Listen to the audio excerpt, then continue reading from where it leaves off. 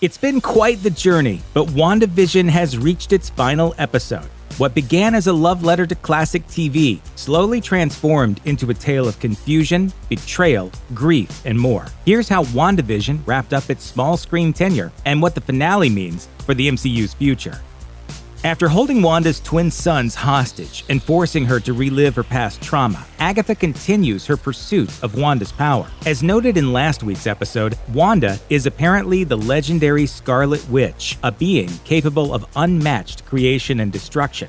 So, naturally, Agatha is prepared to go to great lengths to take Wanda's chaos magic for herself. The two battle in the series finale, using their abilities against one another. But Wanda is effectively powerless. Every time she tries to fight back against Agatha, the ancient witch absorbs the energy for herself. This leads Wanda to get crafty, witchcrafty if you will, sneaking up from behind and using the mind control trick she used back in her first appearance in 2015's Avengers Age of Ultron. Her illusion sends Agatha back to the day she killed off her witch coven, though the seasoned magic user quickly turns the spell around on her. In response, Wanda breaks it and takes the fight to Agatha directly, before seemingly giving up and handing over her chaos magic willingly. Her body turns dark and withered, and Agatha gains the strength she desires, but Wanda has one more trick up her sleeve. Wanda reveals that she placed runes on the interior walls of the hex, and regains the life force it seemed Agatha had drained from her. Just as Agatha taught her, only the witch who cast them can use their magic in a confined space. This gives her the chance to reabsorb her power and take the form of the Scarlet Witch, overpowering her enemy. Defeated and desperate, Agatha pleads with Wanda to no avail, forced to live out her days in her chatty alter ego, Agnes. It's rare for villains to outlive their introduction in the MCU, so it's pretty much a given that Agatha will return somewhere down the line. In fact, it seems almost like a guarantee. You're gonna need me. If I do, I know where to find you. The only question left now is just how soon we'll see her again. In Doctor Strange in the Multiverse of Madness, or somewhere further down the line. A major surprise came at the tail end of WandaVision's 8th episode, unveiling S.W.O.R.D's White Vision for the first time. The Synthezoid Spectre got the chance to show off what he can do this week, nearly crushing Wanda's skull and going head-to-head with the hex-bound Vision of her creation. The majority of the two Visions' confrontation gives longtime Marvel fans the kind of laser beam shooting, hand-to-hand action they've been waiting for, but not for long. After clashing for a short while, the Visions share an intellectual debate concerning the nature of their existence. Levitating inside Westview's library, Vision presents White Vision with the ship of Theseus' thought experiment. The theory asks that if the ship's rotting pieces are continually replaced over time, does the ship eventually cease to exist since its original form will eventually be depleted? I request elaboration. They apply that question to themselves, noting that Westview's vision lacks a physical form but contains the Vision's soul, and White Vision retains the original synthetic body and memories filed away as data in his memory storage, but doesn't have the Vision's personality. Therefore, are either of them truly Vision? Neither is the true ship. Both are the true ship. To put this debate to bed, the Wanda-created Vision unlocks his double's memories, who has realized that the knowledge of his true self was being suppressed by Hayward in order to make him a weapon to be more easily controlled. With his data restored, the White Vision leaves Westview and disappears for the rest of the series finale. But it's safe to assume that he'll make his return in a future MCU project. When and whether or not he'll attempt to reconnect with Wanda are questions only time can answer. In the midst of their magic-slinging confrontation, Agatha begins to play some serious mind games with Wanda. This includes her awakening a handful of Westview's residents, leading them to surround Wanda and beg for mercy. They say they share in her pain and either want to be freed or die because the suffering that comes with living under her trance is unbearable. This causes Wanda to panic, so she opens the hex and allows the people to escape her clutches. That is, until she notices Vision, Billy, and Tommy disintegrating, as their existences are tied to the hex. Later on, with Agatha defeated and the hex completely wiped from Westview, the townspeople still seem to hold plenty of ill will toward Wanda, shooting her the stink eye on her way out of the community. Thankfully, Jimmy Woo and an FBI task force show up to help the now freed residents, but that doesn't absolve Wanda of her wrongdoings. She held an entire town against their will and unwittingly caused them real harm for quite a long time. That's something that doesn't go away in the blink of an eye. And Wanda's guilt will likely last just as long as the psychological damage she caused for every one of them.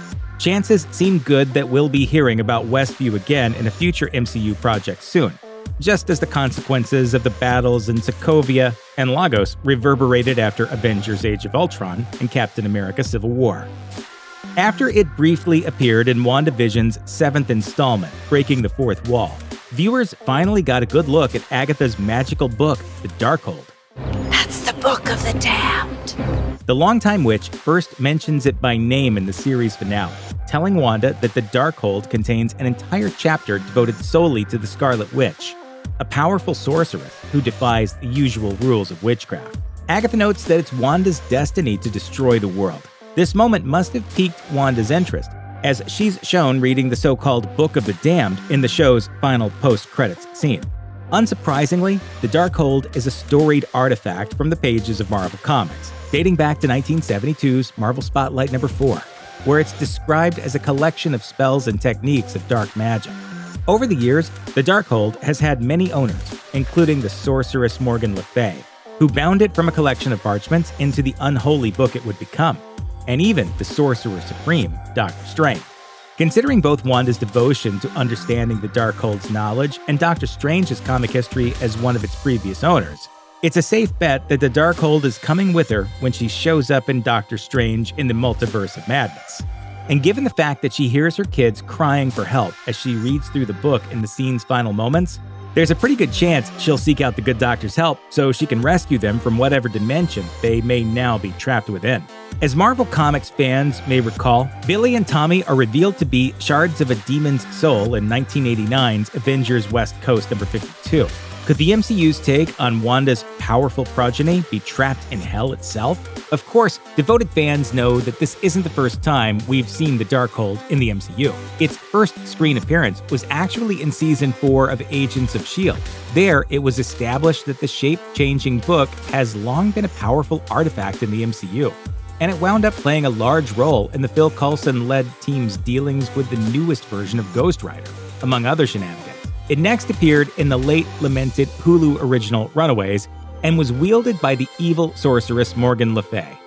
Just how the book ended up in Agatha's possession, or even if Marvel Studios will recognize its previous appearances in the now-defunct Marvel television productions, remains to be revealed. After a week away from the WandaVision spotlight, Monica Rambeau had a bit more to do in the series finale. Not only did Monica take down Agatha's fake take on Quicksilver, who's neither a recast version of the MCU Pietro, nor the X-Men version from a different universe. Instead, he's actually just some guy named Ralph Boner. Boner. But Monica also got to test out her burgeoning powers. With the Hex down, Director Hayward and his sword cronies burst on the scene. When Hayward fires his gun at Wanda's kids, Billy and Tommy, Monica steps in. She uses her phasing abilities to alter her physiology, thus stopping the bullets from hitting the twins. With the help of Darcy Lewis, Hayward is apprehended and his plan is foiled, leaving Jimmy Woo and Monica Rambeau to clean up Westview. In the first of the WandaVision finale's 2 post-credits scenes, a sword agent ushers Monica into the local movie theater to speak with her. Revealing herself to be a Skrull, the agent mentions that an old friend of Monica's mother, Maria Rambeau, sent her and wants to arrange a meeting. When asked where, the Skrull then points upward, indicating that their conversation will take place in space. Could this be a follow-up to the end credit scene from Spider-Man Far From Home, where Nick Fury is shown sitting comfortably aboard a massive, Skrull-filled spacecraft? Or is the Skrull referring to the return of Talos? Alternatively, is this a setup for Monica's inclusion in Captain Marvel 2 via a reunion with Carol Danvers? Time will tell, but it's clear that Monica's story is far from over. In keeping with the series of unending tragedies that is Wanda Maximoff's life, her perfect fictional world finally comes crashing down at the end of the WandaVision series finale. With Agatha defeated, the people of Westview freed, and S.W.O.R.D. as well as the FBI on her case, Wanda is left no other choice but to take down the Hex. Streets and shops begin returning to their natural state, and the time of day once again matches the outside world. The disintegrating Hex closes in on the family, and Wanda knows it's inevitable that Billy, Tommy, and Vision will disappear from existence. Before that happens, the family returns home after a long day of battle, begrudgingly prepared to bid one another farewell. First, Wanda and Vision tuck their twins into bed, and she thanks them for choosing her as their mother as the Hex's borders draw nearer. Wanda and Vision then enter the living room to say their final goodbyes to each other. Wanda reveals this Vision exists thanks to the elements of the Mind Stone that live inside of Wanda. They embrace, with the synthezoid predicting that, much like before, they'll meet again someday in some form. He then disappears, leaving Wanda alone once again on the plot of land where they once planned to build their home. On paper, WandaVision is a tough sell. It's about a powerful witch who crafts a fake reality to avoid properly grieving the loss of her true love, who was previously killed twice several movies ago. Couple that with Wanda and Vision's superpowered children, the recast Pietro Maximoff, the people Wanda took hostage, Agatha's whole deal in general, S.W.O.R.D's status as mostly good guys, but also partially bad guys, and the weird factor only increases. Even still, the cast and crew involved managed to turn this risky premise into something truly special. WandaVision made fans laugh, cry, and everything in between, and is sure to spark conversation and debate for a good long time to come. If this is the level of quality viewers can expect from Marvel Studios' Disney Plus offerings, then the MCU's future is very bright indeed. Check out one of our newest videos right here. Plus, even more Looper videos about the Marvel Cinematic Universe are coming soon. Subscribe to our YouTube channel and hit the bell so you don't miss a single one.